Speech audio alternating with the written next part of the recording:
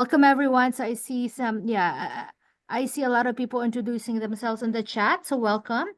I am Christina Espiritu, and I am with PACE, Pacific Asian Consortium in Employment, and I am part of the procurement team. And so this is our second session with Guide to Working with Caltrans. Session 2 would be obtaining certifications.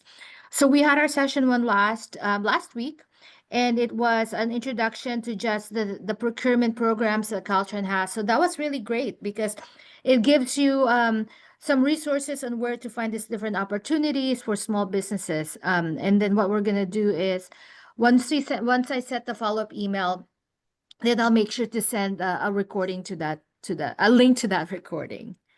Okay. There you go. Just a couple of housekeeping items. So make sure you are on listening mode. And then what we do is we're gonna have probably about a 40-minute presentation, and then we're gonna have the rest of the information for Q&A. So there are two ways to do the Q&A. You can do it on the Q&A function, and that's probably the easiest one. So at least I can see it. So you can also put it on the chat, but sometimes I miss it. So it's easier if I do it on the Q&A. And then we're gonna have it towards, as I mentioned, towards the end, so about 10 to 15 minutes. And then we're gonna be recording the webinar. And then later on, I'm gonna show you a link to our e-library. And then also we have a survey when the webinar ends. So if you can just take maybe a minute or two to fill out the survey, that would be great. There you go. And just information about PACE. So some of you are returning because I recognize your names. So welcome back. And then for those of you who are new to PACE, so PACE is a nonprofit organization. We've been around since the 70s. And in particular, we have about 400 people in the organization. And part of the section is it's a business development center. So it's called BDC, where we work with small business owners on a variety of things, such as doing these training programs, business courses. We also do one-on-one consulting. So, for example, if you are a small business who need help with a capability statement or how to do the certifications, we'll give you the resources. And then also we are a CDFI, which is a community development financial institution, which means we have access to capital. If you're looking for loans, that is something that we can help you out with. And then one thing I always forget to mention, is that we offer the services free of charge because we work with different levels of government who give us grants to work and deliver complementary services to entrepreneurs like you. So please take advantage of the services that we have. Okay, so with that said, what I'm gonna do is I am going to have our guests, speakers, say hi, and then let them continue on with the slides. So go ahead, Myrna. All right. Good afternoon, everyone. My name is Myrna. Can you guys hear me? Okay. Yes. Yes. All right. My name is Myrna. I am with Caltrans District 7, which is Los Angeles and Ventura County. And with me today, I have Nakisha Earl and I have Alyssa Carr, which will present Alyssa, sorry. Alisa. Alisa. I'm sorry. There we go. That's okay. It's okay. They will do presentations on the certifications. With that, let me pull up my PowerPoint. Give me a minute.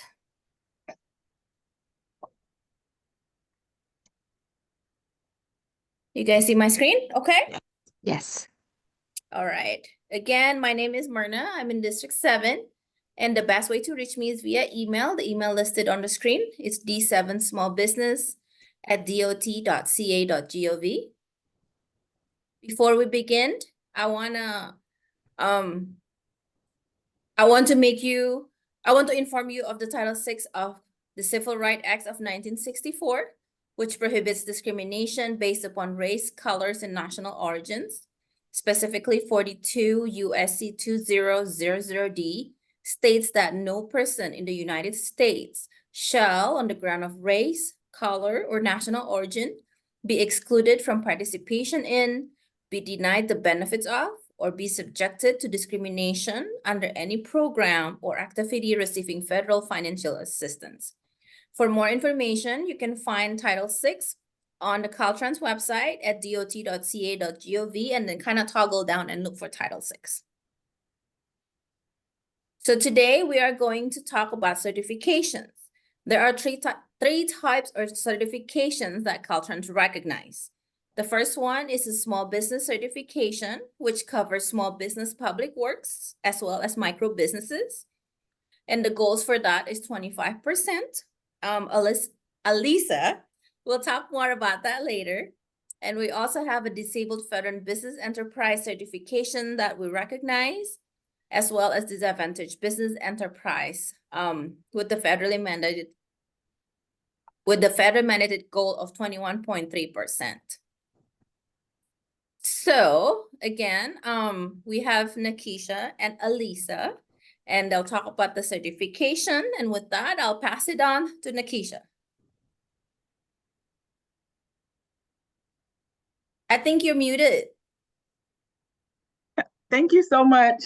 There you go. I can hear you now. Thank you so much. Welcome, everybody. My name is Welcome. Nakisha, and I will be sharing some information on the DBE program today. So the DBE certification is the Disabled Business Enterprise Certification. And next slide. Oh. All right, so some of the training objectives for today are going to be an overview of the DBE program, the CUCP, which is the California Unified Certification Program, the DBE DBE eligibility requirements, the application process, what is needed to remain in good standing, and frequently asked questions. Next slide, please. All right, the DBE program overview. The U.S. Congress established the DBE program in 1982 to ensure non-discrimination in the award and administration of USDOT assisted contracts, to help remove barriers to the participation of DBEs in the USDOT assisted contracts, and to assist the development of firms that can compete successfully in the marketplace outside of the DBE program. To ensure non-discrimination in the administration of Department of Transportation assisted contracts, to create a level playing field on which DBEs can compete fairly for DOT assisted contracts, to ensure that the department's DBE program is narrowly tailored in accordance with applicable law, and to ensure that only firms that fully meet eligibility standards in 49 CFR 26 are permitted to participate as DBEs. Oversight agencies are the U.S. Department of Transportation, the Federal Highway Administration, and the Federal Transit Administration. USDOT primary roles and responsibilities include developing rules and regulations, providing guidance and oversight, and reviewing appeals on certification decisions. FHWA and FTA primary roles and responsibilities are direct oversight over state DOTs, offer technical assistance and support, and monitor and enforce DBE program requirements on USDOT assisted contracts.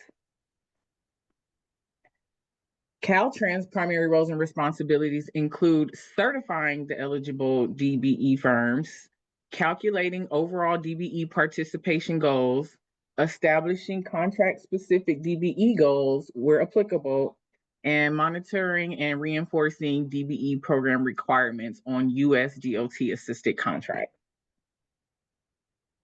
Each state Department of Transportation is required to have a unified certification program. California Unified Certification Program, referred to as the CUCP.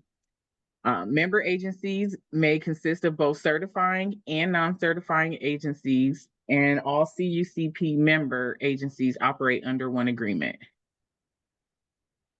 Certifying agencies, so in Northern California, you have us, the California Department of Transportation, Caltrans, and these are some of the counties that we service. Next slide. And then you have the Bay Area, Central Valley, so BART, San Francisco Municipal Transportation, Santa Clara Valley Transportation Authority, San Mateo County Transit District, and City of Fresno. And then you have some of your southern certifying agencies in Riverside, Imperial, and in San Diego. We have a City of LA. We have LA County Metro Transportation Authority, which they call LA Metro. And then California Department of Transportation, Caltrans.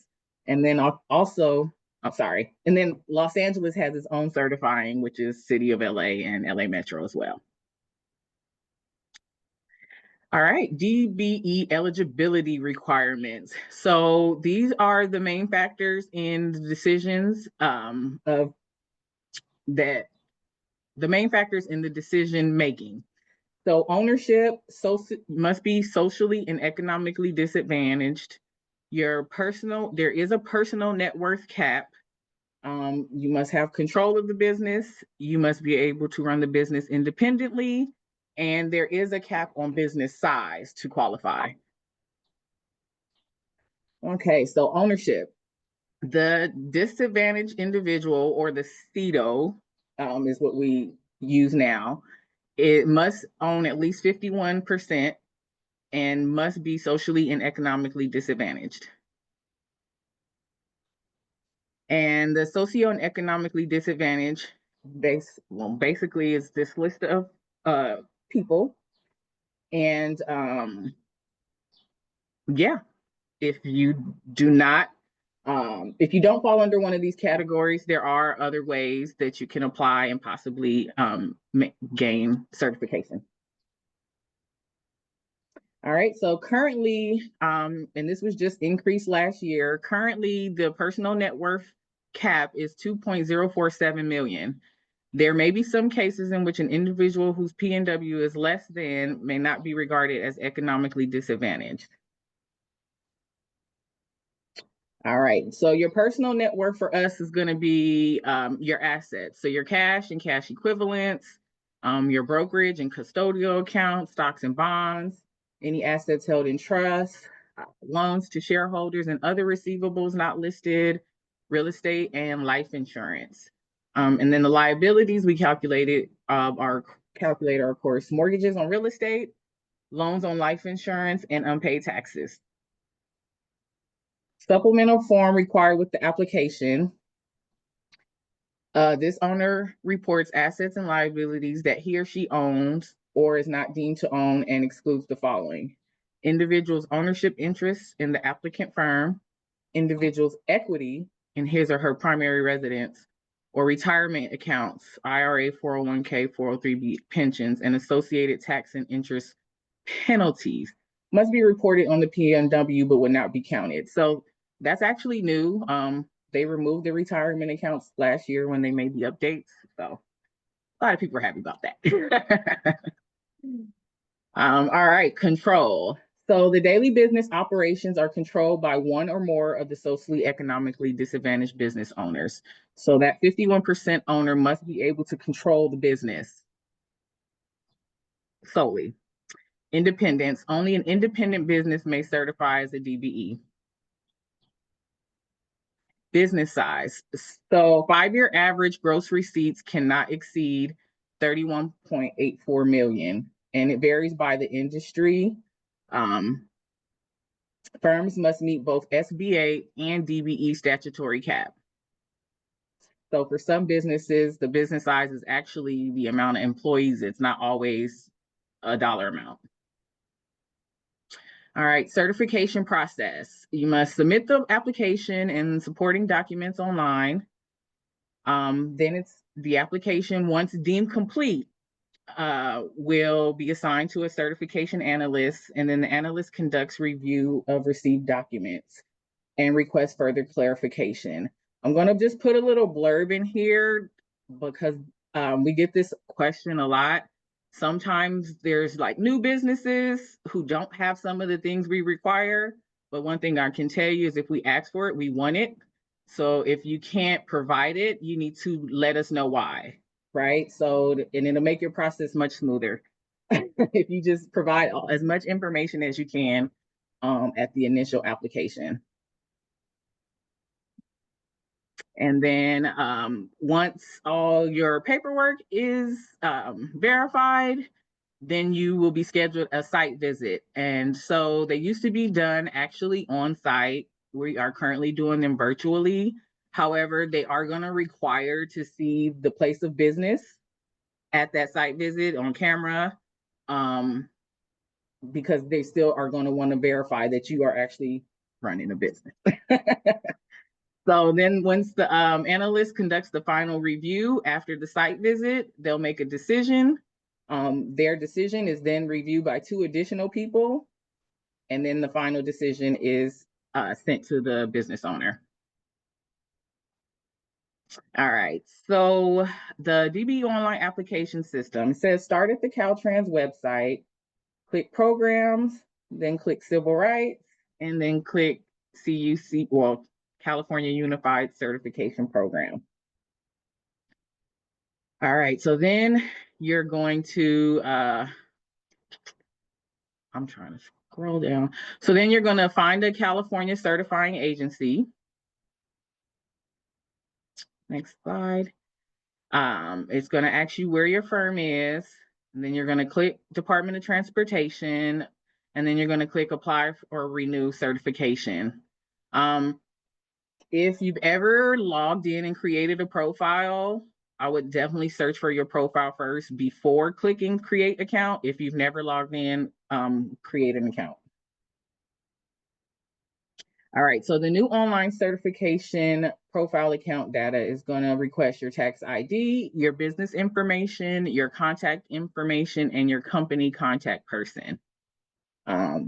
If you have someone else as your company contact person, just keep in mind that anything we request will go to that person, okay? All right, so the NAICS codes, which every business should know theirs. Standardly used by federal agencies in classifying business establishments for the United States business economy. DBE regulations require NAICS codes to be assigned during the certification process to describe a firm's primary business activities. The authority provided in 49 CFR 26.73 A1, 2, 3, and 4. Work code category codes. Caltrans created the work code category system to provide greater specificity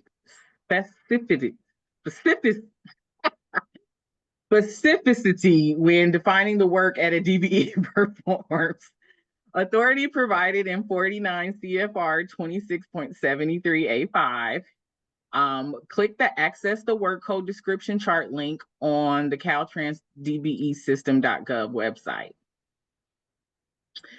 DBE certification and renewal. DBE certifications do not expire. Declaration of eligibility and tax return prior year is required annually to verify that the DBE is still eligible. So although your certification does not expire, you do have an annual responsibility in order to keep it active. So every year you're to submit that declaration of eligibility, which basically states if there's been any major changes in your business, like ownership, address, type of business, things that you do. And then you must submit your tax returns every year so that we can make sure that you are compliant. Things to remember: use the supporting documents checklist when preparing your application package. Complete each section of the application and indicate why it may not be applicable. Sign and date both the application and the personal net worth statement. And for any questions, you can email dbe.certification@dot.ca.gov, or you can call 916-324-1700. And that number is good between the hours of 8 and 5, Monday through Friday. Remaining in good standing as a certified DBE. So you must notify the certifying agency immediately of any changes to ownership, business structure, primary business activities, etc. Make sure your contact information is accurate and up to date in the online DBE database. And make sure your declaration of eligibility and tax returns are submitted annually. So what that first line is saying is, even though you submit this information annually, if there's any point where your personal net worth changes, you have to notify us immediately. Or if there's any changes that actually affect your certification, we need to know immediately. Suspension of DBE certification. So material changes affecting DBE certification eligibility. When a DBE fails to notify the certifying agency in writing of any material change in circumstances, and when a DBE fails to file a declaration of eligibility timely or provide supporting documents. Effects of suspension. A suspended DBE is not eligible to receive credit toward a DBE contract goal on a new contract. Any work a DBE performs on a contract received during the suspension does not count towards Caltrans' overall annual DBE participation goal. And a suspended DBE may continue to perform under an existing contract executed before the DBE receives a notice of suspension and may be counted towards the contract goal. Resolution of suspension. If the DBE believes it's no longer eligible, it may voluntarily withdraw from the program. If the DBE believes its eligibility should be reinstated, it must provide information to support that it maintains eligibility under the changed circumstances. A certifying agency must make an eligibility determination within 30 days of receiving information from a suspended DBE. The decision to suspend a DBE is not appealable to the USDOT. For general inquiries and questions, please email dbecertification@dot.ca.gov. Can you go back one more slide, please?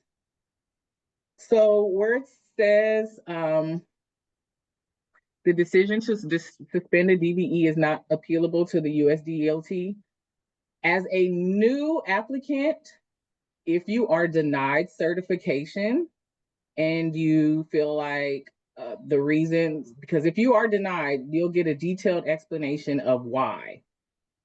At that point, you are able to appeal to the department, the USDOT, and they would make the final decision. It's the only time you can appeal. Just want to put that in there because I didn't see it. All right, next slide. Next slide. All right, so FAQs, there is no fee for applying. We do not accept any mail at all.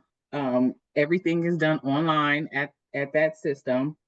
And actually, if you take this caltrans.dbesystem.com, you can also apply it from that link as well. And then how long does it take to get a response after I submit my app? Okay, so after Caltrans receives all complete and necessary paperwork, it can take up, let's see, up to 1 month. So again, the process is once you submit your application, you want to submit it as complete as possible. If there's any question you can't answer or you don't have the information to, just put an explanation there in lieu of it. Because again, their application is not deemed complete until they have everything, and it won't go to an analyst until they deem it complete. So just for time's sake, you want to submit it as full as possible, because when it goes to an analyst, it actually can take up to 3 months. And so the more complete, the less time it'll take. Next one. All right, that's it for me. Thank you, guys. For questions or additional information, please contact your local district small business liaisons. All right. Thank you, Nakisha. Thank Christina, you. do you want Q&A at the end? Or You know want- what? Actually, there's just one question I wanted Sure. to address. It says, I have the DBE certification with Metro. Does Caltrans recognize it? Mhm. Yes. Yes. So all certifying agencies are recognized in the program. Yes. Got it. Okay. And then I think that is it. Yes. Okay. And then if we have questions, more questions, then we can address it later. Yes. Thank you, Natisha. Thank Perfect. you. Thank Thank you. you. All right, let's go to Elisa. Yes. Hold on, another technical difficulty. There you go. All right, all yours. Okay, great. So, Nikisha, great presentation. Very good. Thank I you. I'm learned, excited because I get a lot of calls for your office.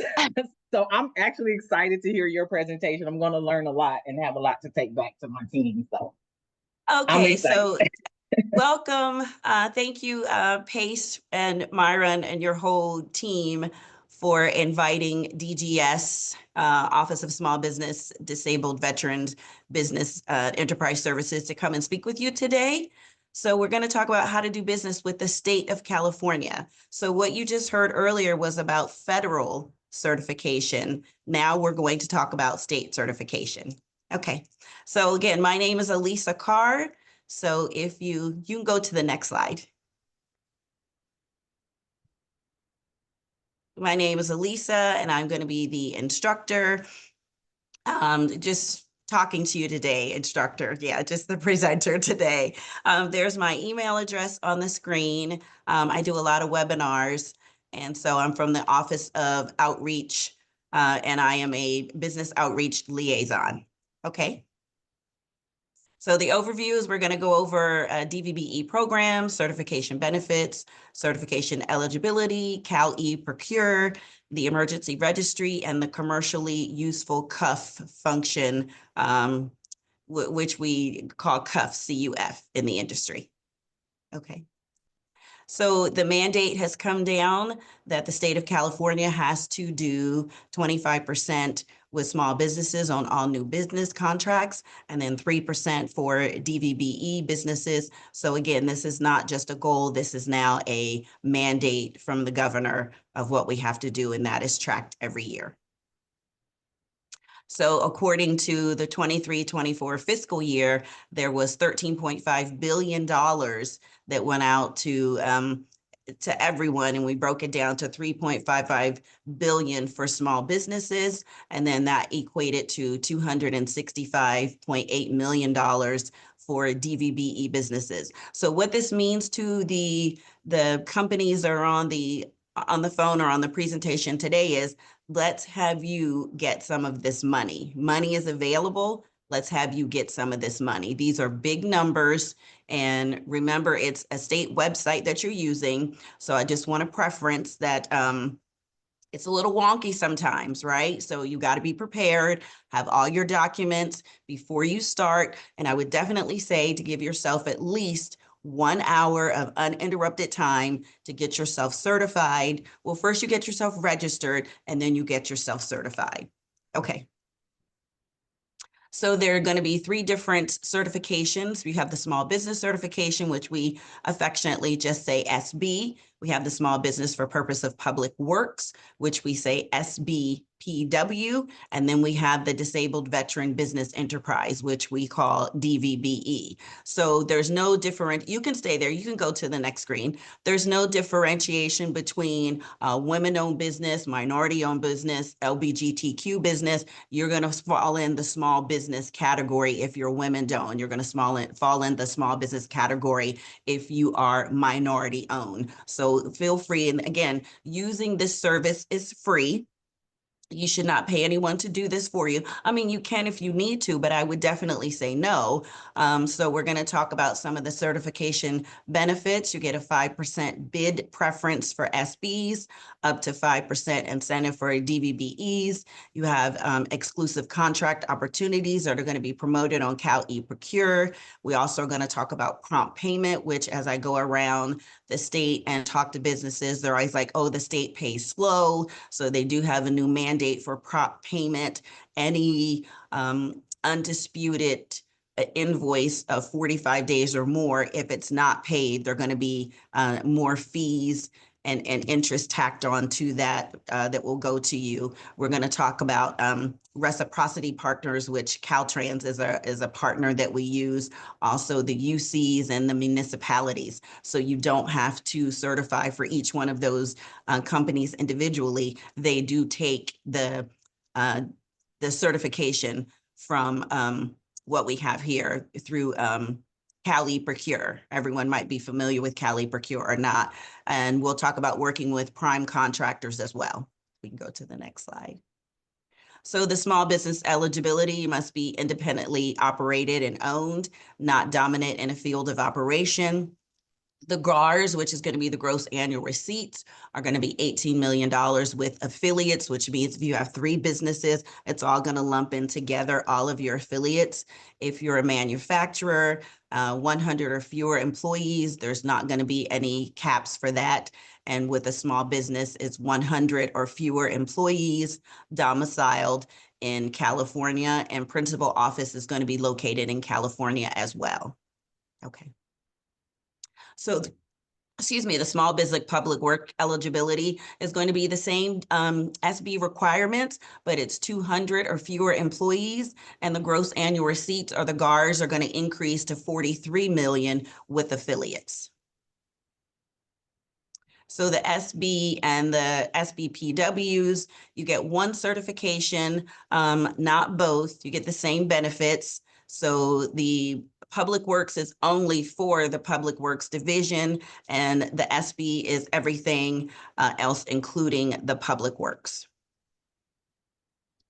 So the DVBE eligibility requirements, at least 10% certified disabled. That comes from the federal government. That does not come from the state. Be at least 51% owned by disabled veteran business, 100% for LLCs.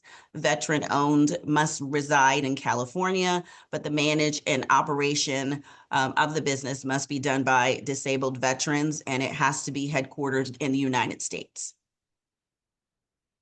So this is, we usually just pause in between every section to see if there's any questions. Did anyone have any questions? If not, we can keep going. However you want to do it, Myra. Go ahead. Yeah, maybe we can do the questions later on, because I think Sure. I see some questions, but they may be answered by the next section. Okay, great. We'll keep continue. going. Thank you. Yeah. Thank you. So we're going to talk about Cal eProcure. This is going to be the work base of where you're going to go every day. This is going to be your work portal. Your online portal is going to be caleprecure.ca.gov. Cal eProcure is where you're going to register your business, where you're going to apply for certification. You can find solicitation and contracts. You can post ads seeking a prime or subcontractor, access public procurement information. Remember, none of this is any cost to you. You can get the training and resources, and you can do searches by state, and you can receive solicitation notification as well. Where you're going to start for this is you're going to go to Cal eProcure, and you're going to log in, or you're going to register. And then what you're going to do, if you're a new bid registration, you're going to create yourself a user ID, which you'll see at the bottom where that is. These are just step-by-step instructions. You can go ahead.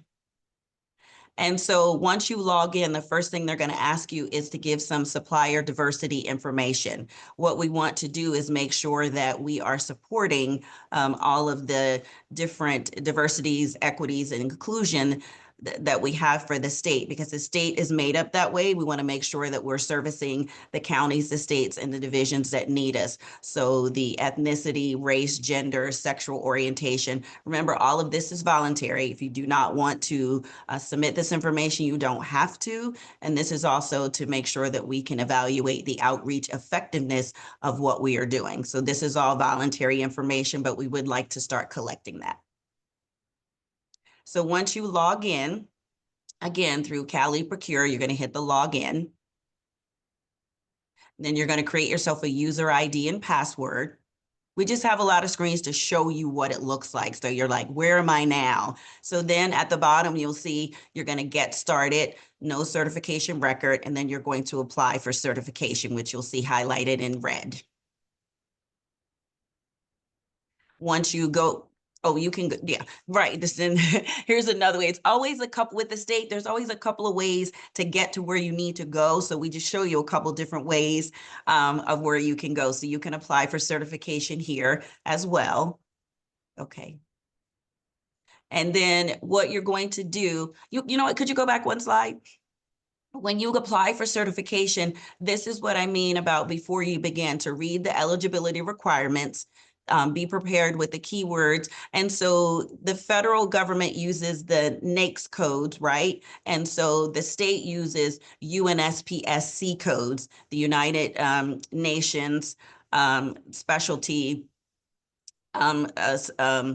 codes that we use are going to be different from what you use for federal. So these are, number 3 is going to show the information that we want from you. If you're a new business, you're not going to have 3 years of tax returns. So you're just going to note that it's a new business. Once you put the start date in there, the system is going to know that there's not going to be any taxes that need to go along with it. So your IRS identification of your business TIN. So make sure you've gathered all of your information first, so you don't have to go back and forth, because I hear a lot of times people say, oh, it timed out, it times out, and it will. It's going to time out on you. So collect all your documents first and then sit down and go through your list. Okay. So we're going to talk about keywords. When you use your UNSPSC words, you are going to be creating common words and technical jargon, broad words and specific words. You're going to use synonyms. So if you're going to say that you do waste management, one of your UNSPSC codes should be garbage, one should be trash, one should be waste. We're going to use individual words and not sentences. It's not really a smart system like Google, right? It's not going to know what you're thinking. You have to tell the system what you want to put in there. And what you can also do, you can go to the next slide, but you can borrow keywords. There's a search engine where you can search contracts that have already been paid out and resolved. You can go back and do the research on past contracts, and then you can look at a company that may be similar to your company, and you can use some of their UNSPSC codes too. So the United Nations Standard Products and Services Code is what we use. It's an 8-digit number. It identifies a good or service, not an industry. So use for CALI Procure system notifications as well. So here's an example of a UNSPSC code. So they give you different levels of the codes. So this is where it can become a little bit tricky. So the first code on level 1 has the 14, and that would be paper products. But you want to go a little bit deeper, right? You want to go to level 2, paper products, and then paper materials. Right? So if you go a little bit deeper, every time you go deeper, you're getting yourself a new code that's going to be designated, and that will be your new UNSPSC code. So level 3 is going to be paper products and materials, business to use print and writing paper. Then if you go to level 4, each time you go to the next level, the numbers fill in for the UNSPSC code. So 14111507 will include paper materials and products, paper products, business use printing and writing paper, printer or copier paper. Whereas if you go back up to top, where level 1, the 14000000 is only going to be for paper materials and products. So you want to keep going down to at least level 3 to 4 if you can, so that you get a UNSPS code that will include what's under the description. Okay. So if you want to find contract opportunities with the state, you can go to the California State Contractors Registry, which we call the CSCR. This is where you're going to find publicly advertised competitive solicitations. Solicitations are available to qualifying businesses only. This is where you're going to be able to find that. You could go to quick links. You could go to, when you log in, you're going to see it right there in the middle, California State Contractors, the CSCR. This is the search bid opportunity section. Then you're going to hit start search. So there's a lot of information on here. So this again is the welcome to your welcome center. So if you want to start the search, you're going to put in, and again, this is just a test. So this is a test account. So we're looking at this account. You're going to be looking for this, the bidder supplier number. You can either show less or show more, and then you will see that the company name And then you'll see the certifications, and they're certified for DVBE, the certification for SBPW, the SB Micro, and then you're going to see the application dates on there as well. So this is at the bottom. You can edit your account. You can manage your profile, the certification, manage certification, view my public certification profile. So your marketplace is going to have a lot of different information for you. So there is an advanced search criteria that you can use as well. And again, we have a lot of slides to show you what that looks like if you get lost, and you could say, oh, I can go back to this. This is a presentation that you will be able to get as well. So the advanced search is going to search by, this is the California State Contractors Registry. If you wanted to do a search to find previous contracts, you can do it under item description. You can do it under UNSPSC code. You can do it under service area. So if you're in the Bay Area, you don't want to select a service area for Los Angeles unless you have the manpower, like you have a satellite office in Los Angeles and you have an office in the Bay Area. So service areas is really going to narrow that down to your specific area of where you are. And then you could also use the contractor license type as well if you had that, to do a search to look for past contracts that have been booked.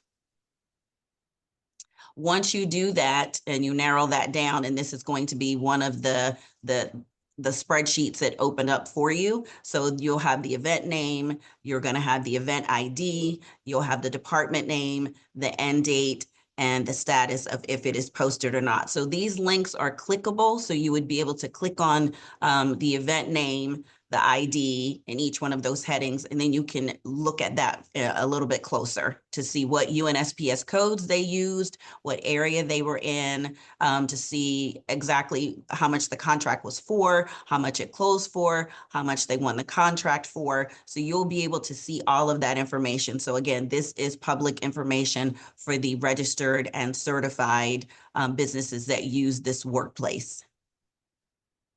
Once you go in and you can see the event details, this has a lot of information. If you say, oh, this is the contract that I want to bid on, this is going to be your event detail.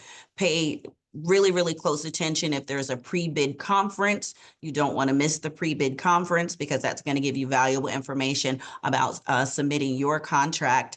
It's going to have the event package, the post-vendor ads. You can view the vendor ads as well, and it's going to give you the UNSPSC codes. It's going to give you the contractor license type and the service area where this is going to be. So pay close attention to what you see on the event page because you don't want to miss anything. It's going to give you the deadline. So if the deadline to submit a contract is going to be on May 15th at 10 a.m., you don't want to submit at May 15th at 10:01. So that could possibly disqualify you. So this is another section where you can post a vendor ad. So if you wanted to solicit a prime or a subcontractor to help you with a contract that you have, you can post that here, 2,000 characters for the description. Or if you are a subcontractor looking to hook up with a prime, you can post that in here as well. Or if you have whatever else that you're seeking. So you'll see under the advertisement details, it's going to be a sub seeking prime, or you can click prime seeking a sub, and that will stay on your profile that that's what you're looking for. So again, this is just, it's a filled in vendor ad that you can see what that looks like of what you're looking for and when the ad was created, what the phone number is, what the email is, what the name of the business is. No ad for prime seeking. So they're just up here and you can see the description located in Sacramento, California. And this is what the ad would look like filled in. So what I want to go over next is how you're going to research those past purchases. And that is a system that we use that we call Skippers. It's the State Contract and Procurement Registration System. And Skippers is going to be a database of state purchasing, which includes state and non-state dollars. This is public facing, and you can use this to conduct market research. So anyone can go on here to Skippers and find the database of state purchasing to do research as well. You're going to go back to your Cali Procure Marketplace, and on the bottom left, you're going to click on Find Public Procurement Information after you log in. Well, I'm sorry, you can log in and you don't have to because this is public facing. And then this is the next section of where you're going to go to State Contracting and Procurement Registration System. Again, you're going to click there for skippers. Right above it, you're going to search for bid opportunities, which is the California State Contracts Registry. So a lot of different things going on here, a lot of different ways to get here. We just want to show you this way from the workplace. This is also going to be, once you open this up, this is going to be the skippers page. So this is going to give you the information that you're going to be looking for to do your research. It's going to tell you the department name, the purchase document number. It's going to give you the first item tile, the start date, the end date, the grand total, the supplier ID, and this goes out a little bit further than what I could show you in this slide. So I would definitely, you have to put a start date and an end date because this information goes back from 2015. So if you're sitting there and you want to do a search based on department, the purchase ID number, the supplier name, acquisition, or method, and you just hit search, that could take hours. So you want to make sure that you are telling the system. And if you're doing that type of research, you probably would just want to go back 2 years, maybe just to see what you can find there. Because again, this information has information from 2015, and that really could tie you up and hang you up and have your system have to restart to reboot. So, okay. Okay. So let's talk about an advocate, what the role of the advocate is going to be. Remember, the advocate is a state employee. They work in the purchasing procurement department. They could be a manager, an analyst, et cetera. It depends on the level. And we have an advocate that is required for each department that spends at least $100,000 a year. So please give the advocate a little bit of grace. Departments are big. Money's going quick, they're moving fast. But if you've reached out to an advocate and it's been 3 or 4 days and you haven't heard back from them, then I'll give you an email of where we can help you get started with that or what needs to happen next. So the advocate's roles and responsibilities, they help the certified business contract with their department. So the advocate works in a department. So you would contact the advocate to say, hi, this is my capability statement. This is my certification number. I'm trying to do business with your department. Could you give me some tips? I'm having a hard time. This is what my business does. And with your capability statements, the advocate can help to shore up and try to get some business for you as well. They can assist a business with prompt payment if it's an undisputed contract that you haven't been paid on and it's been more than 45 days, then that is the person, the advocate is going to be your first stop to help you with that payment. They help buyers use certified businesses and they seek out new certified businesses as well. So when you contact the advocate, make sure you have your contact information, your certification ID, what you do, and make sure you have a really great capability statement. Your capability statement can use your federal NAICS codes as well. You can have a section for those codes, and then you can have another section for your UNSPSC codes for the state as well. You don't need 2 separate capability statements. So how you're going to find where your advocate is when you log in, you're going to go to Find Training and Resources. And then all the way where the red is, Contract a Small Business and DVB Advocate. You can go there. And then you're going to download the advocate directory. It's going to be an Excel spreadsheet. And this is what that's going to look like. So the columns with the X are the businesses that do have a advocate because they do more than $100,000 a year. So this is what the spreadsheet will look like. There's 2 departments of technology for IT services and contracts. And then that is going to be the name of the person at the right. And then further over, it's going to be their email address and their phone number. So make sure that you are definitely emailing them. You want to go back, I just see a quick question really fast where someone says how you contact the advocate. So if you want to go back one more, I'm sorry. So right here on this slide, you're going to go back just one more for me. Thank you. So you're going to be at your California Government Marketplace, and then you're going to see at the bottom where it says find training and resources. Someone asked, I saw it in the chat real quick, how do you find the advocate? So, okay, now you can click through again, right? So then, well, I'm sorry, if you just go back one more, I'm sorry. I'm going back one more. So then you'll see right there under research and marketing, that's where you're going to contact a small business and DVB advocate. Thank you so much.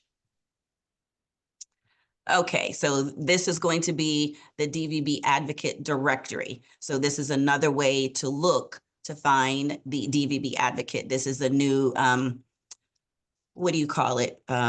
BI, or I don't even, this is the new thing of how everything is being marketed, right? So this is what it's going to look like. It's a really, really snazzy DVP advocate directory. And again, on the right-hand side, you'll see you can look for your advocate by department, office unit, advocate name, DVB first policy, or SB and DVBE first policy. So this is what this is going to look like. And then further out on the spreadsheet, it's going to give you their phone number and their email. It's always usually best to try to email an advocate, or to email me for that matter, because I'm always doing webinars, and then I can really try to get the full scope of your question to help you that way. So we're just showing you what this is going to look like. So when it comes up, you're not totally surprised. But again, you got to spend some time with the marketplace, right? You're going to hear this presentation from me today, and tomorrow you have 100 other things to do. So you got to get yourself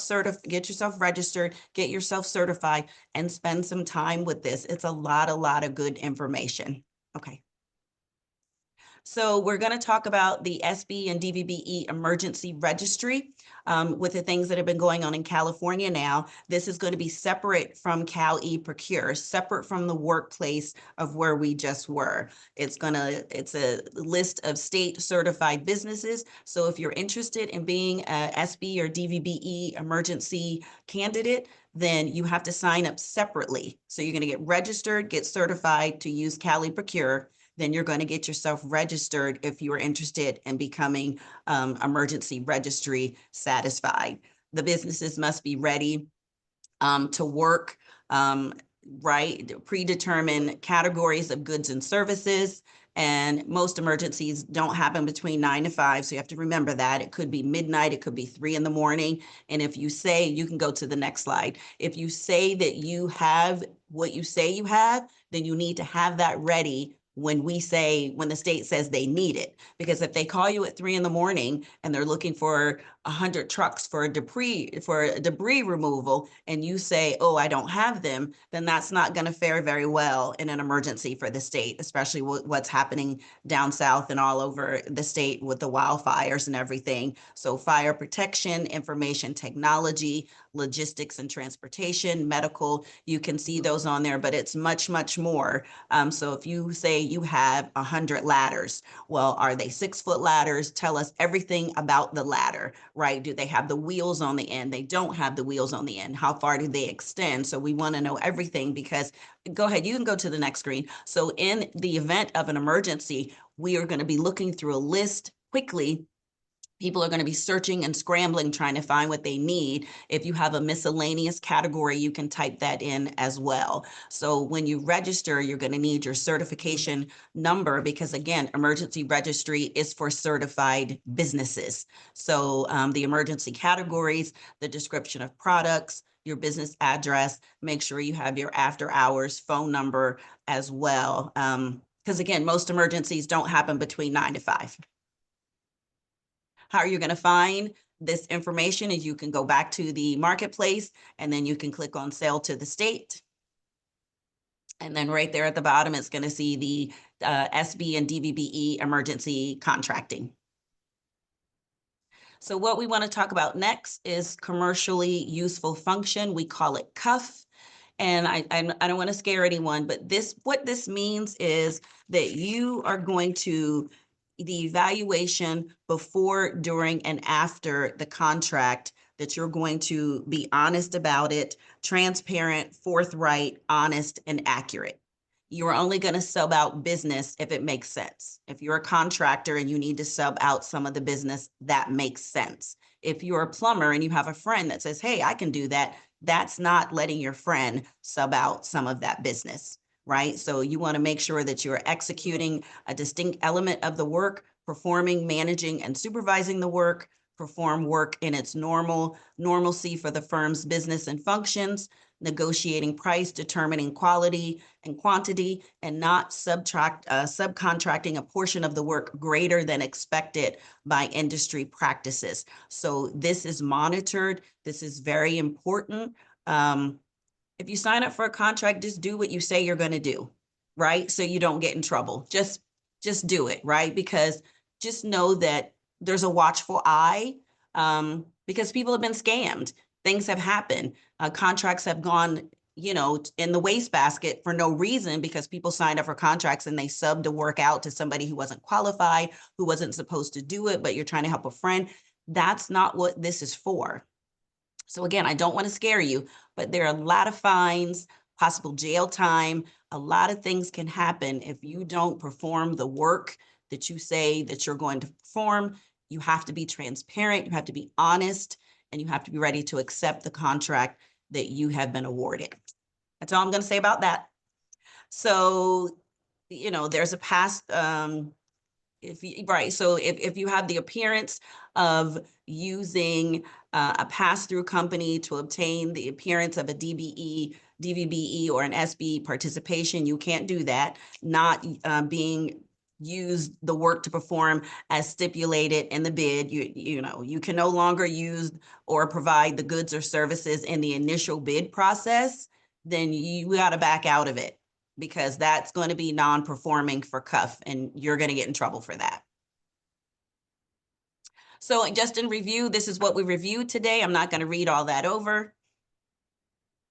So here we go. You can follow us on LinkedIn. I post a LinkedIn every Wednesday. I do a Wednesday watch list, which will tell you where we're going to be doing seminars, where we're going to be on the road, other companies that have things that are going to happen. You can follow us here at the Office of Small Business and DVBE Services. And if you would like to schedule a free 30-minute consultation with one of my coworkers, you can find this in there, but this is the QR code that you can use. Again, this is free. If you're like, oh, I have a couple more questions, I want to talk to somebody, I want somebody to look at my profile with me, and I want to have you walk through my profile, look at my UNSPS, where you can set up and schedule a consultation for free for 30 minutes. And then also we talked about resources. We've partnered with Apex Accelerators. This is kind of sometimes for established businesses. They can do the same thing that I can do as well, but you can go and sit down and meet with them in their office one-on-one, look somebody in the eye. Sometimes people are like technologically challenged and they don't want to do the overview through the website like this. And so they want to meet with someone. And then SCORE is for newer businesses as well, that you can go and meet with them. And again, none of this costs anything. You should not pay someone to certify your company or get you registered. You can go ahead. But thank you so much for participating and allowing me this time.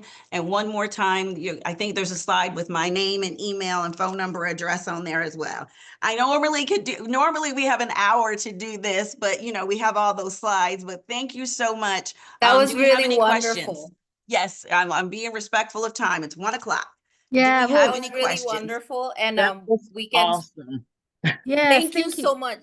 Yes, We thank can you, ladies. Yep. reschedule, for the next one, Yes. so that we have a full hour for, for basically Oh. like another overview. Someone wants to see my email.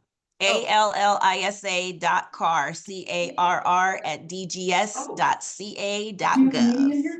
I have like 2 minutes left. Oh, I scheduled it. I Oh, scheduled okay. it. Okay, that's fine. Okay, well, great, ladies. So I just have a few questions here. So first, Yes. I did have a question. So you have an emergency registry for California. Is that just for SB and then for certified businesses, or is there a separate registry for It's everyone? just for certified businesses.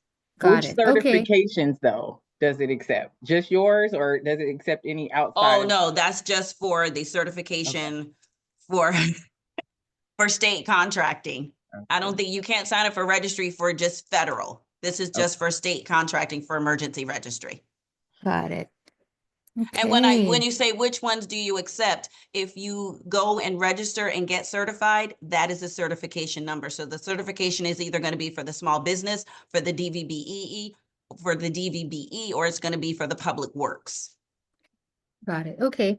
And just a couple more questions. If you have, are there types of procurement opportunities where being certified as as an SB by Caltrans is required?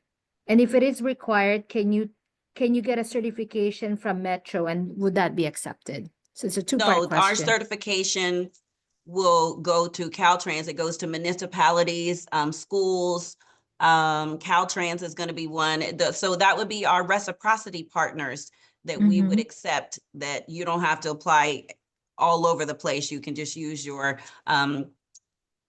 certification from the state of California for those other reciprocity partners. Yeah, and I think this is another question with reciprocity as well. Will an LSBE work with Cal eProcure? LSBE is believed for the city of LA. If it's cities or municipalities, yes, it will. Okay. Yes. And let me see. If you have a verification of mental disability, is that also accepted as a disability as well? And I'm assuming it's for the for the disabled veteran. That comes from the federal government. I don't know anything about how you get that federal certification. That would have to go through from the federal government to give that that denotion of 10% disabled, the disability, to then show us when you apply for certification and to register as a DVBE business. Got it. Okay. And let me see. There's another question. If you're certified, oh, go ahead. I'm sorry.